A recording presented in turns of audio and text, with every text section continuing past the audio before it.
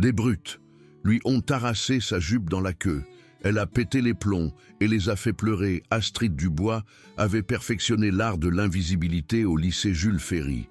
Mesurant à peine 1,50 m avec des cheveux châtain clair qu'elle gardait en queue de cheval perpétuelle.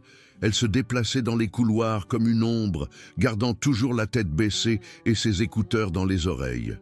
Ses pulls surdimensionnés pendaient amplement sur sa petite silhouette et ses lunettes à monture épaisse glissaient constamment sur son nez. Pour la plupart des élèves, elle n'était qu'un visage de plus dans la foule, insignifiante, oubliable et complètement inoffensive. Ce qu'ils ignoraient, c'est qu'Astrid s'entraînait au Krav Maga depuis l'âge de 8 ans. Son père, un ancien contractuel militaire, y avait insisté après qu'ils aient déménagé de base en base pendant toute son enfance.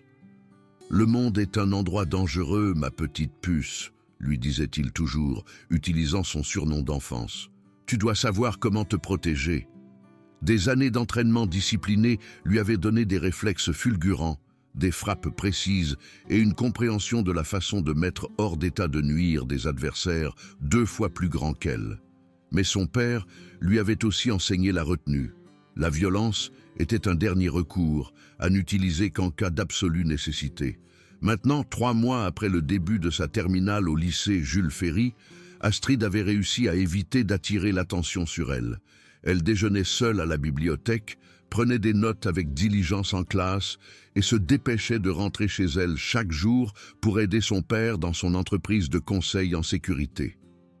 L'arrangement fonctionnait parfaitement jusqu'à ce qu'elle attire l'attention de Maxime Lemaire et de sa bande. Maxime était tout ce qu'Astrid n'était pas, grand, large d'épaules, avec des cheveux blonds parfaitement coiffés et un sourire capable de charmer les professeurs et d'intimider les élèves de seconde avec la même facilité.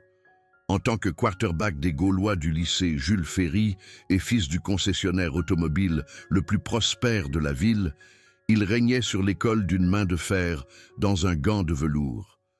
Ses 2 amis les plus proches, Théo Meunier et Clément Dubois, le suivaient comme des chiens d'attaque loyaux, prêts à bondir au moindre signal. Le premier incident s'est produit un mardi matin près de l'escalier principal. Astrid montait les marches pour se rendre à son cours de littérature quand Maxime l'a accidentellement bousculée, faisant tomber ses livres en cascade dans les escaliers. Les papiers se sont éparpillés partout alors que les élèves marchèrent dessus, certains riant en la regardant se démener pour ramasser ses affaires. « Oh, désolé de t'avoir fait peur, Allumette !» a crié Maxime, utilisant le surnom cruel qu'il avait inventé pour sa silhouette fine. « Je ne t'avais pas vue. T'es tellement petite, tu te fonds pratiquement dans le mur. » Théo et Clément ont ricané alors qu'Astrid ramassait silencieusement ses affaires, les joues brûlantes d'humiliation. Elle aurait facilement pu saisir le poignet de Maxime alors qu'il passait, le tordre dans son dos et le forcer à s'excuser devant tout le monde. Au lieu de cela, elle a ravalé sa salive et a disparu dans la foule des élèves. Son père l'avait toujours mise en garde contre le fait de révéler ses capacités inutilement. « L'effet de surprise est ton arme la plus redoutable, » disait-il. « Ne montre jamais ton jeu tant que tu n'es pas prêt à le jouer. » De plus, s'est dit Astrid, ce n'était qu'un incident. Sûrement que Maxime allait s'ennuyer et passer à des cibles plus faciles. Elle avait tort. Le harcèlement s'est intensifié au cours des semaines suivantes. Il lui renversait son plateau de déjeuner dans la cafétéria, faisant gicler sa nourriture sur le sol pendant que les autres élèves pointaient du doigt et riaient. Il claquait son casier juste au moment où elle attrapait ses livres, parfois lui coinçant les doigts dans la porte métallique. Pendant les interclasses, il formait un mur humain dans les couloirs, la forçant à trouver des itinéraires alternatifs pour se rendre en classe, ce qui la mettait en retard. Maxime semblait prendre un plaisir particulier à ces jeux, orchestrant chaque humiliation avec la précision d'une campagne militaire. Il étudiait son emploi du temps, apprenait ses habitudes et se positionnait stratégiquement pour maximiser à la fois son embarras et son public. C'était une guerre psychologique à son paroxysme, conçue pour briser sa confiance et l'isoler de tout allié potentiel. Le pire n'était pas l'intimidation physique, c'était la guerre psychologique. Maxime semblait avoir une capacité étrange à apparaître chaque fois qu'Astrid passait une journée correcte. Si elle répondait correctement à une question en classe, il émettait des grognements de cochon du fond de la salle. Si elle portait quelque chose de nouveau, il commentait bruyamment à quel point cela la rendait encore plus pathétique que d'habitude. Il a transformé son nom en une blague, l'appelant Astrid la sinistre, et encourageant les autres élèves à se joindre à lui. Astrid a tout enduré en silence, se disant que la remise des diplômes n'était qu'à quelques mois. Elle avait appris très tôt dans la vie que se défendre empirait souvent les situations, et la voix de son père résonnait dans son esprit. « Choisis tes combats avec soin, ma petite puce. Certains combats ne valent pas la peine d'être menés. » Mais tout a changé quand Émile Moreau a été transféré au lycée Jules Ferry en novembre. Émile était différent des autres élèves, silencieux comme Astrid, mais avec une confiance artistique qui attirait les gens vers lui. Il avait des cheveux noirs qui lui tombaient sur le front et des yeux gentils qui semblaient voir des choses que les autres manquaient. Il portait partout un carnet de croquis en cuir usé, et on le trouvait souvent en train de dessiner dans la cour pendant le déjeuner, complètement absorbé par son travail. Astrid l'a remarqué pour la première fois pendant les heures d'études, où il était assis 2 rangées devant elle, esquissant des portraits d'élèves quand il pensait que personne ne le regardait. Elle se réjouissait de voir ses dessins, s'émerveillant de la façon dont il capturait non seulement l'apparence des gens, mais quelque chose de plus profond, leur essence, leurs pensées cachées. Il y avait quelque chose de presque magique dans la façon dont son crayon se déplaçait sur le papier, donnant vie à des visages que la plupart des gens prenaient à peine la peine de remarquer. Il a dessiné la dame de la cantine avec des yeux gentils qui parlaient d'années passées à nourrir des adolescents affamés. Le concierge avec des mains calleuses qui racontait des histoires de travail acharné et de dévouement. Et même le proviseur avec un sourire subtil qui suggérait qu'il se souvenait encore de ce que c'était d'être jeune et incertain. Un jour, alors qu'elle sortait de la bibliothèque, elle a trouvé un morceau de papier qui était tombé du carnet d'Émile. C'était un dessin d'elle, mais pas comme elle se voyait dans les miroirs. Dans son croquis, elle avait l'air forte et déterminée, ses yeux brillants d'intelligence plutôt que de peur. En bas, il avait écrit « La fille qui voit tout ». Quand elle l'a trouvé dans la cour pour lui rendre le dessin, il a souri et lui a demandé si elle voulait bien s'asseoir avec lui pendant le déjeuner. Pour la première fois depuis des mois, Astrid a eu l'impression que quelqu'un la voyait réellement comme une personne plutôt que comme une cible. Leur amitié s'est développée lentement, mais sûrement. Émile lui gardait une place à leur table habituelle, près du bâtiment des Arts, et il parlait de livres, de films et de ses rêves de fréquenter une école d'art après l'obtention de son diplôme. Il ne lui a jamais posé de questions sur les commentaires chuchotés qui la suivaient dans les couloirs, ou sur la façon dont elle sursautait parfois, lorsque les gens s'approchaient trop rapidement. Il l'acceptait simplement telle qu'elle était, créant un petit îlot de paix dans le chaos du lycée. Astrid s'est ouverte à lui comme elle ne l'avait jamais fait avec personne d'autre, partageant des histoires sur son enfance atypique à déménager de base en base, son amour des vieux films et son rêve secret de devenir conseillère pour aider d'autres jeunes à surmonter des situations difficiles. Émile, à son tour, lui a parlé de ses problèmes d'anxiété, de sa passion pour la capture des émotions humaines dans son art, et de sa crainte de ne pas être assez talentueux pour réussir dans le monde concurrentiel des beaux-arts. Ensemble, ils ont créé un sanctuaire de compréhension et d'acceptation que ni l'un ni l'autre n'avaient connu auparavant. Naturellement, Maxime ne pouvait pas laisser cela se produire. Les attaques contre Astrid se sont intensifiées, mais maintenant, elles incluaient également Émile. Maxime renversait accidentellement des boissons sur les œuvres d'art d'Émile, ou faisait tomber ses crayons de son bureau pendant les cours. Il a commencé à les appeler les freaks et à faire des blagues sur leur amitié qui mettaient mal à l'aise les autres élèves, mais qui avaient trop peur de s'exprimer. Le ciblage d'Émile était particulièrement cruel, parce qu'il était si manifestement calculé pour blesser Astrid par le biais de quelqu'un qui lui était cher. Maxime avait observé leur amitié grandissante avec l'œil attentif d'un prédateur, reconnaissant qu'il pouvait infliger beaucoup plus de dommages émotionnels en menaçant Émile qu'en continuant à se concentrer uniquement sur Astrid. La sophistication psychologique de sa campagne était glaçante. Il comprenait que la peur de voir souffrir quelqu'un que l'on aime était souvent pire que de souffrir soi-même. Astrid a vu la lumière dans les yeux d'Émile s'éteindre légèrement à chaque incident, et quelque chose de dur a commencé à grandir dans sa poitrine. Elle pouvait endurer le supplice quand il était dirigé vers elle, mais regarder quelqu'un qu'elle aimait souffrir à cause de son association avec elle était insupportable. Le point de rupture est survenu un vendredi après-midi de décembre. Toute la classe de terminale était alignée dans le gymnase pour l'assemblée hivernale annuelle, où les bourses d'études seraient annoncées et l'équipe de basket-ball serait reconnue pour sa victoire au championnat. Astrid se tenait tranquillement dans la queue, portant une jupe bleu marine à hauteur de genou que sa mère lui avait achetée pour l'occasion. L'une des rares fois où elle portait autre chose que des jeans à l'école. Émile se tenait quelques places derrière elle, et elle pouvait l'entendre fredonner doucement une chanson qu'ils avaient tous les deux découverte la semaine précédente. Le son la fit sourire, malgré sa nervosité d'être dans un espace aussi bondé avec des voies d'évacuation limitées. C'est alors que Maxime a frappé. Il s'est approché par derrière, flanqué de Théo et Clément, portant le sourire de prédateur qui était devenu trop familier. D'autres élèves ont senti la tension et ont commencé à former un cercle lâche, certains sortant leur téléphone en prévision d'un drame. « Hey, la sinistre !» a crié Maxime assez fort pour que la moitié du gymnase l'entende. « Jolie jupe, tu l'as empruntée dans le placard de ta grand-mère. » Astrid a gardé les yeux fixés vers l'avant, essayant d'ignorer les ricanements des élèves à proximité.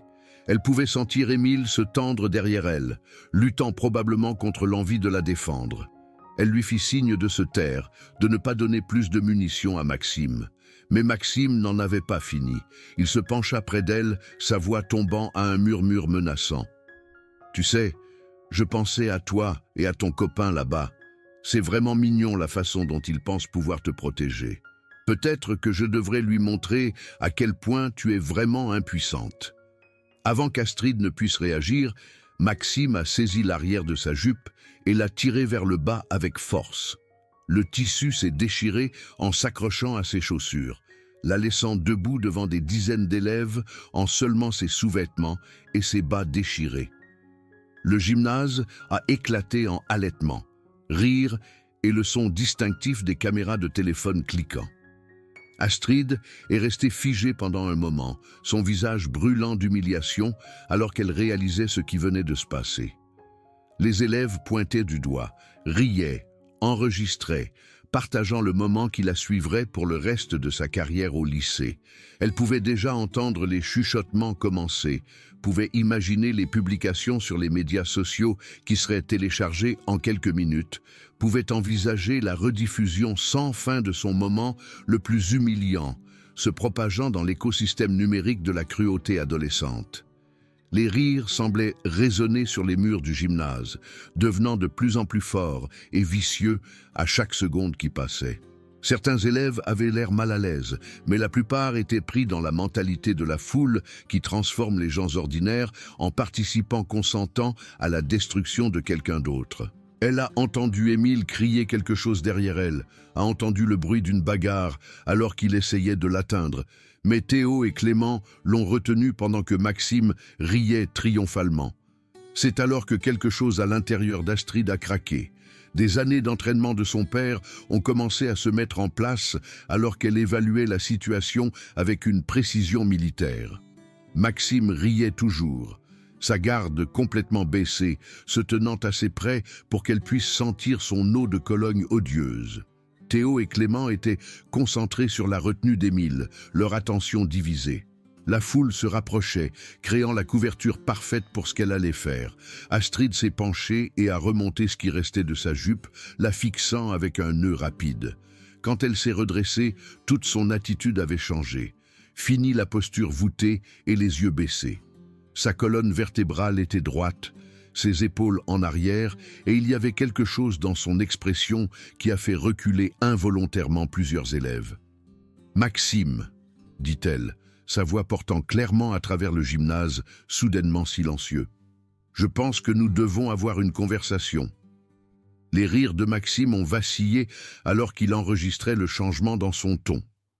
Pour la première fois de sa vie, en regardant Astrid Dubois, il a ressenti un frisson d'incertitude. « Qu'est-ce que tu m'as dit, Allumette ?» ricana-t-il, mais il y avait moins de confiance dans sa voix que d'habitude.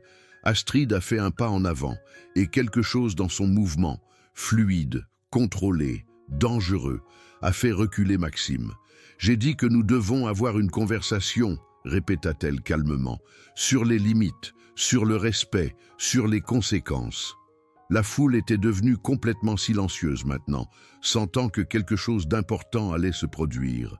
Les professeurs se frayaient un chemin à travers la foule, mais ils n'atteindraient pas le centre à temps. Les yeux de Maxime se sont tournés nerveusement vers ses amis qui avaient relâché Émile et étaient maintenant entièrement concentrés sur la confrontation qui se déroulait devant eux. Il a forcé son sourire de marque sur son visage. « Oh, la petite souris va enfin couiner ?» railla-t-il, se rapprochant pour planer au-dessus de sa petite silhouette. « Qu'est-ce que tu vas faire, pleurer sur moi ?»« Non, » dit Astrid doucement. « Je vais t'enseigner quelque chose que mon père m'a appris il y a longtemps. » Avant que Maxime ne puisse traiter ces mots, Astrid a bougé. Sa main a jailli et a saisi son poignet, le tordant avec une précision chirurgicale, tout en entrant simultanément dans son espace. Le mouvement était si rapide que la plupart des élèves ne l'ont pas vu se produire. Ils ont juste vu Maxime se plier soudainement avec un cri de douleur alors que son bras était hyper extendu derrière son dos. La technique était impeccable, des années de mémoire musculaire exécutant un verrouillage articulaire parfait qui aurait rendu son père fier. Elle pouvait sentir l'angle exact nécessaire pour maintenir le contrôle sans causer de dommages permanents. La quantité précise de pression requise pour démontrer son point sans franchir la ligne de la cruauté. « Leçon numéro 1 » dit Astrid d'un ton badin, comme si elle ne contrôlait pas actuellement un garçon 2 fois plus grand qu'elle. Ne sous-estimez jamais quelqu'un simplement parce qu'il choisit de ne pas se battre.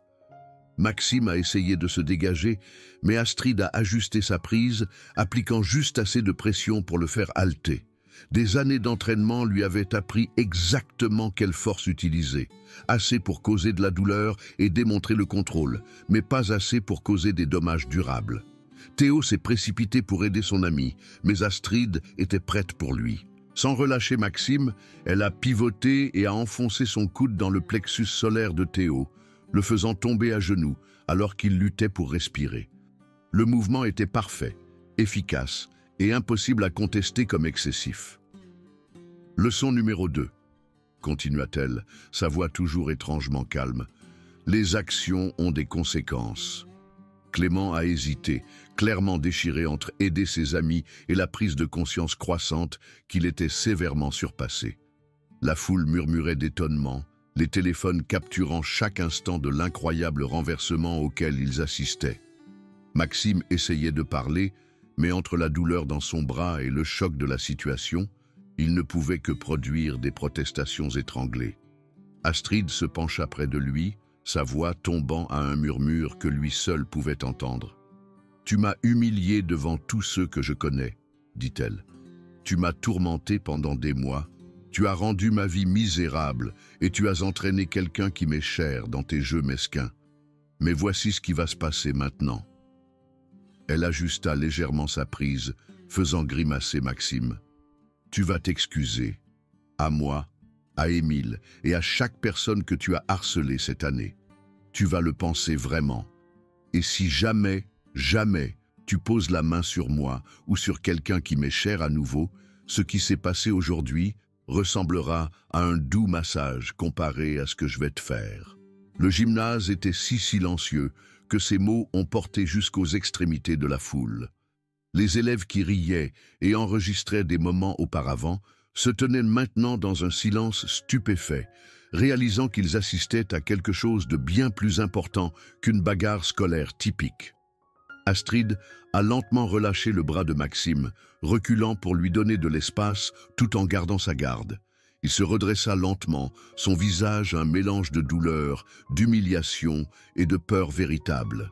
Pour la première fois de sa carrière au lycée, Maxime Lemaire avait été complètement et totalement vaincu, pas seulement physiquement, mais psychologiquement. Théo était toujours à genoux, se tenant l'estomac et essayant de reprendre son souffle. Clément se tenait figé, craignant de bouger dans n'importe quelle direction. Toute la hiérarchie sociale du lycée Jules Ferry venait d'être bouleversée en l'espace de 2 minutes. « Je suis... » La voix de Maxime s'est brisée alors qu'il regardait autour de lui la mer de visages qui le regardaient. Sa confiance légendaire s'était évaporée, remplacée par la vulnérabilité qu'il avait passé des années à cacher derrière son agressivité. « Je suis désolé. » « Plus fort, » dit Astrid fermement. « Tout le monde mérite de l'entendre. » Le visage de Maxime est devenu rouge, mais il a élevé la voix. « Je suis désolé. Je suis désolé pour ce que je t'ai fait. À toi, à Émile et à tous les autres. J'avais tort et je suis désolé. » La foule a éclaté en chuchotements choqués et en applaudissements épars. Certains élèves avaient l'air honteux, réalisant leur propre complicité dans des mois de harcèlement par leur silence et leur rire. D'autres semblaient inspirés, comme si le fait de voir Astrid se défendre leur avait donné la permission d'imaginer faire de même.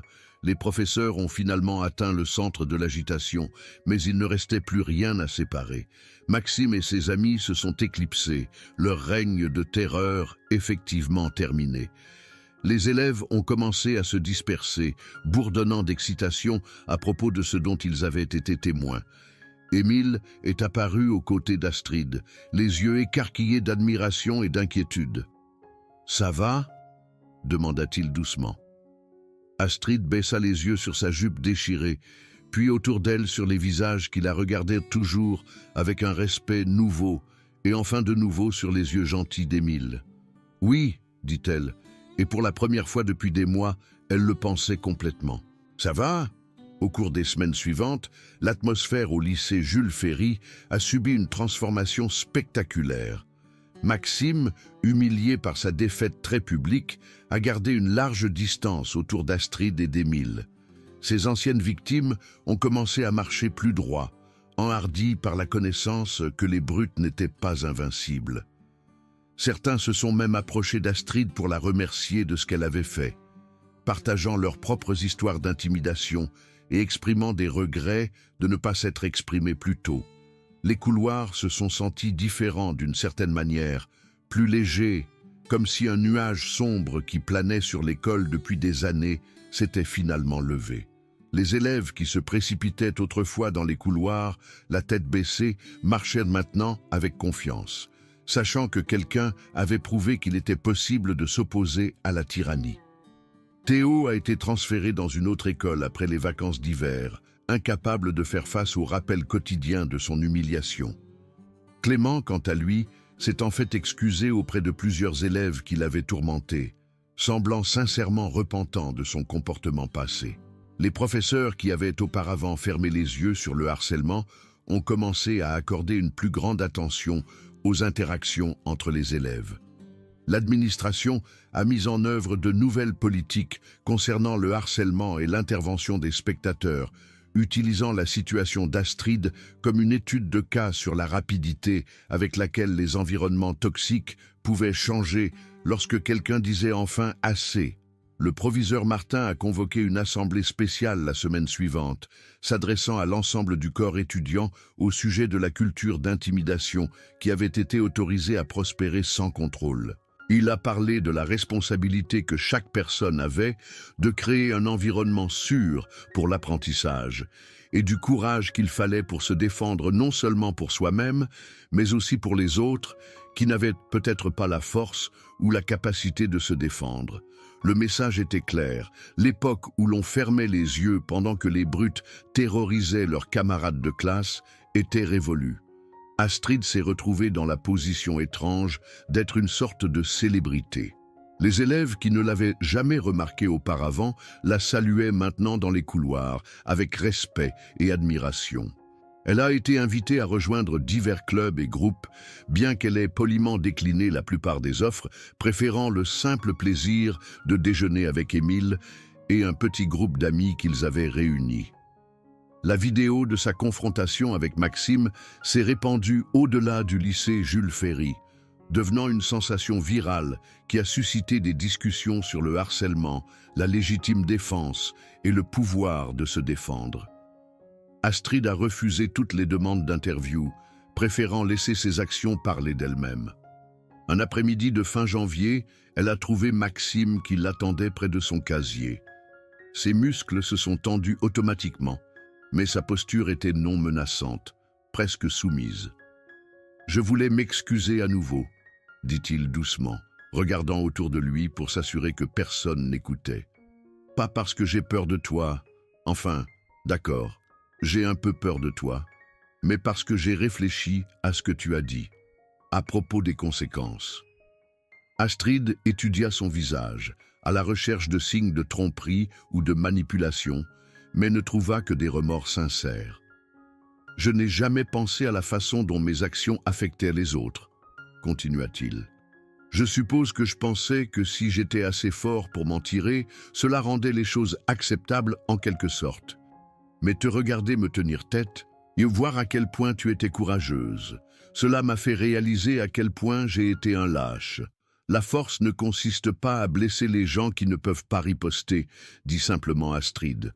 La vraie force, c'est protéger les gens, pas les exploiter. » Maxime hocha la tête, les yeux baissés. « Je le sais maintenant, j'essaie d'être meilleur, c'est plus difficile que je ne le pensais. »« Les bonnes choses le sont généralement, » répondit Astrid. « Mais ça en vaut la peine. » À l'approche de la remise des diplômes, Astrid réfléchit à l'ampleur des changements survenus dans sa vie depuis cet après-midi de décembre dans le gymnase. Elle avait découvert quelque chose d'important sur elle-même.